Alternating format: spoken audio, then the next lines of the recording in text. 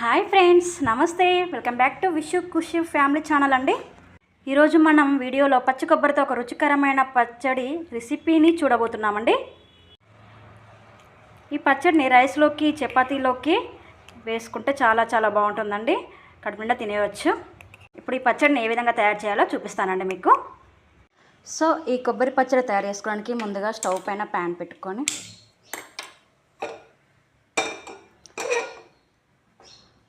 2 table స్పూన్లు oil వేయాలి.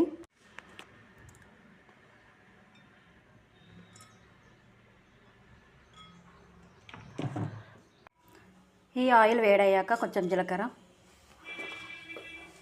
కొంచెం ఆవాలు, 1 టీ స్పూన్ శనగపప్పు, 1 టీ స్పూన్ మినపప్పు వేసుకొని ఫ్రై చేయాలి. తర్వాత ఇందులో 5-6 మిరపకాయలు, పచ్చిమిర్చి కానీ ఎండుమిర్చి అయినా వేసుకోవచ్చండి, 4-5 వెల్లిపాయలు, అదేవిధంగా ఒక చిన్న అల్లం ముక్క అండి. చాలా టేస్టీగా ఉంటుంది పచ్చడి. వేసుకొని చక్కగా ఫ్రై చేసుకోవాలండి.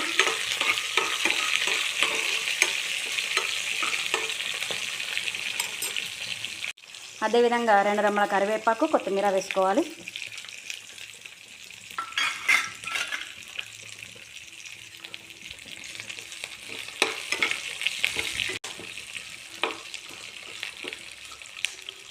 చక్కగా ఫ్రై చేసుకోవాలండి. ఇందులోకి 1/4 టీ స్పూన్ పసుపు, ముందుగా తరిగి పెట్టుకున్న కొబ్బరి ముక్కలను వేసుకోవాలండి.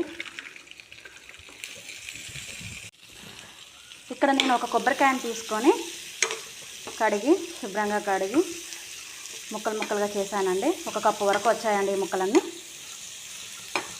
ఈ విధంగా నూనెలో ఫ్రై చేసుకోవాలండి. పచ్చి కొబ్బరి వేసుకున్నాక 2-3 మినిట్స్ ఫ్రై చేస్తే సరిపోతుందండి పచ్చి కొబ్బరిని.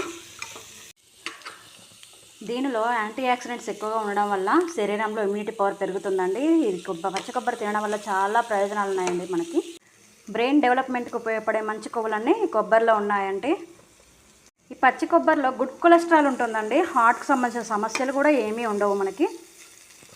అదేవిధంగా వారానికి ఒక 2-3 సార్లు ఈ పచ్చి కొబ్బరి తినాలండి. తినడం వల్ల ఇందులో యాంటీ ఆక్సిడెంట్స్ ఉంటాయి కాబట్టి మన శరీరంలో ఇమ్యూనిటీ పవర్ పెరుగుతుంది అండి. ఇదిగో ఈ విధంగా పచ్చి కొబ్బరి వేసినాక 2-3 మినిట్స్ ఈ విధంగా ఫ్రై చేసుకోవాలండి. బాగా ఫ్రై చేయాల్సిన అవసరం లేదు, జస్ట్ 2-3 మినిట్స్ ఫ్రై చేసుకుంటే సరిపోతుంది. తర్వాత స్టవ్ ఆఫ్ చేసుకొని ఈ విధంగా వేయించుకున్న కొబ్బరి ముక్కలని మిక్సీ బౌల్లోకి ట్రాన్స్ఫర్ చేసుకోవాలండి. ఇందులో రుచికి తగినంత సాల్ట్, ఒక చిన్న నిమ్మకాయ సైజ్ అంత చింతపండు వేసుకోవడం వల్ల రుచిగా ఉంటుందండి పచ్చడి. ఈ విధంగా వేసుకొని గ్రైండ్ చేసుకోవాలండి. ఈ విధంగా 2 మినిట్స్ గ్రైండ్ చేసుకున్నాక ఇందులో 1/2 గ్లాస్ వాటర్ వేసుకోవాలండి. జస్ట్ 50 ml అండి, 1/2 గ్లాస్ వాటర్ సరిపోతుంది. మెత్తగా గ్రైండ్ చేసుకోవాలండి. ఈ విధంగా మెత్తగా గ్రైండ్ చేసుకున్న పచ్చడిని ఒక బౌల్లోకి ట్రాన్స్ఫర్ చేసుకోవాలండి. చివరిగా ఈ విధంగా పోపు పెట్టుకుంటే సరిపోతుందండి. ఇందులోకి కాస్త ఇంగువ వేస్తే చాలా టేస్టీగా ఉంటుంది. ఎంతో రుచికరమైన కొబ్బరి చట్నీ రెడీ అయిపోయిందండి. ఇంట్లో ఏ కూరగాయలు లేనప్పుడు ఈ విధంగా ఈజీగా సింపుల్గా ఒక 10 మినిట్స్లో చేసేసుకోవచ్చండి. ఈ వీడియో మీకు నచ్చినట్లయితే మా ఛానల్ని సబ్స్క్రైబ్ చేసుకోండి ఫ్రెండ్స్.